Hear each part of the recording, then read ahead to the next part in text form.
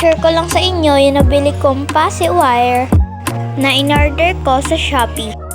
Sorry, nga lang ako nakapag-upload dahil nasira ang aking charger. 5 nga pala yung nabili kong pacifier at by color to color yon. Ina-unboxing ko ng kapala yung binili ko. Ayan nga pala yung napili kong kulay. Eto sila guys.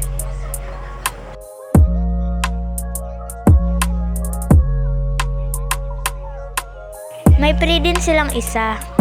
Kulay pink.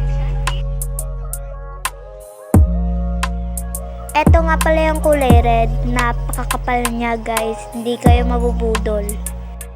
Eto nga din yung kulay blue. Napakakapal din niya guys. At eto yung kulay white. Kulay purple. And color green. Makakapal silang lahat.